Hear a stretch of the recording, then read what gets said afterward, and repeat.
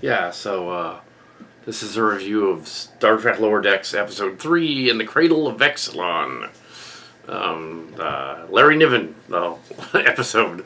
They go to a ring world and a megastructure. Yeah, and they got a Kzinti ensign in there, and even though, Kzinti and then Kzinti and the other the Catons. The doctors are supposed to be a Caton, but she's a Kzinti, and Emrys was a Caton, but the Kzinti guy is the first. When I showed those two clips, that was of course. I think they named that guy. The guy wasn't Curran, but he kind of looked a little bit like him, or younger. Kind of looked like us from the cast. But no, it was Curran. it was the Curran or in Star Trek thing. He was what did we rename him? We renamed him something else, like Harris. We named him Harris. So in this one, he sounds more like Harris. So, but it's Curran. And so, also there was Big Murph, who was basically Tim. Except Tim would be a security officer. So yeah, things are different in here than the other one. But yeah, and it would be 2384. We're approaching 85, so technically, yeah, the other stuff that's going to happen. In the story, the computer on this ring world is going haywire, and it's basically a joke about tech support. The captain is trying to fix the computer, and it's malfunctioning and stuff. They even have a joke about that. And really, the chief engineer is Brian Story, clearly, but it's not. That's not the actor playing him, but it's clearly a model of him. But yes, so we have this whole thing going on, like. Well, yeah, and if it's 2380s, it's 20 years ago. So they basically, so they're saying like, oh, it's 20 years ago. So yeah, they have to reboot the computer. Boimler's first role as ensign, lieutenant. They have Talin, the breakout character from last season. This actress really does a good job doing the Vulcan.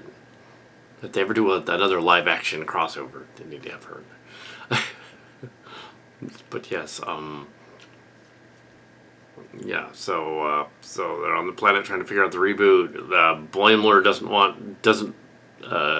want to endanger the ensigns, so he's doing disarming the space bomb, which is part of the computer's operating system. They've got to actually put it all back to reboot the computer, or it'll start regenesis and destroy the planet again, or something. Talan observes the appearance of a volcano and says, "Ah, it looks as though it's a volcano. Oh, it is a volcano." But also on the ship, we have Curran having them pull all the isolander chips out and then pull another batch out. They think they're being hazed. They clearly are. The trailer showed the Alamarine scene. They think they're being hazed, so Mariner tries to trap him in his room and then realizes, oh shoot, I can't really do that, because he puts on this story about the Alamarine game from Deep Space Nine. It's a game from Deep Space Nine with a little Alamarine girl running around in it, who later went on to be the character from the other series, but yes, as an adult. But yeah,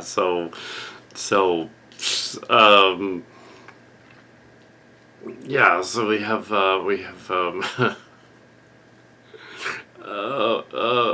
Boimler, Rutherford, he gets trapped in the game, but he finds his way out.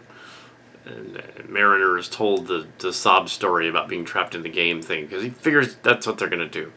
Also, the pet, the ferret got out, and it's running around. The very Mark's Cards thing to have the ferret get out. Also, the Kzinti cat guy is I thought that it could be a Cal Cat reference. It's not. Just to be weird, it's Mark's Cards as a cat. Sure, why not? Why not? But yes, yeah. So, but yeah, as a Kzinti, as a cat.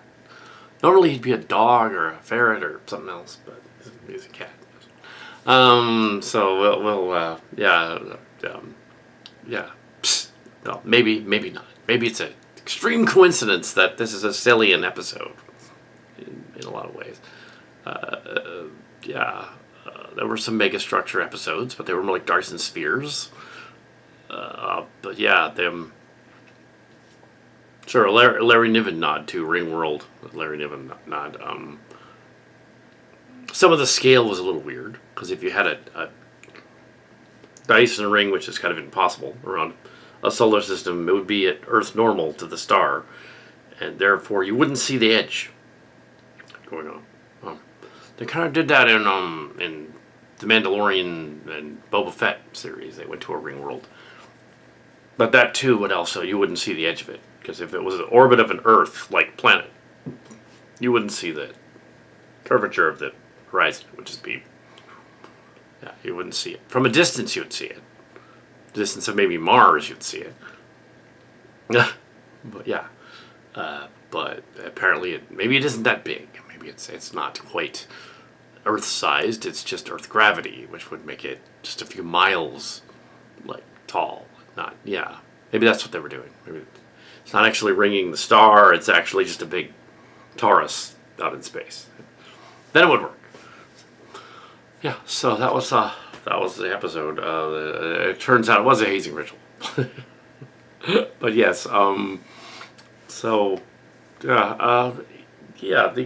It was funny, clever. The jokes are clever. The jokes are a lot clever than in those short trek things, which is weird because you think I guess it's not the same people. It's an older class of people. Some boomers writing that other one. This is written by millennials, clearly, that at least understand the frantic sort of humor that of the modern age. That's sort of the. And is Ensign Murph a Murph from the Murph planet? Because that would be interesting. It would mean they already have one in Starfleet. Murph is not the only one of his kind. Ensign Murph is Murph. And he did sound like Tim. So. Ew, why don't they just cast us? Well, after the strike. After the strike. Yeah, we don't want to be scabs and go over the pick.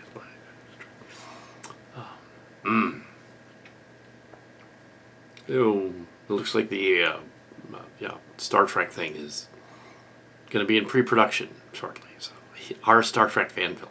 But yes, we're not in the WGA or SAG-AFTRA either. So and it's independent. It's not Hollywood, and I'm the voice actor. So anyway, so that's the end of my review. I guess it's fine. Okay. She was. This is Claire Bryant. This is Claire Bryant. That's who the kid was. Claire Bryant was in Buffy the Vampire Slayer. That was the show. Last season of Buffy the Vampire Slayer.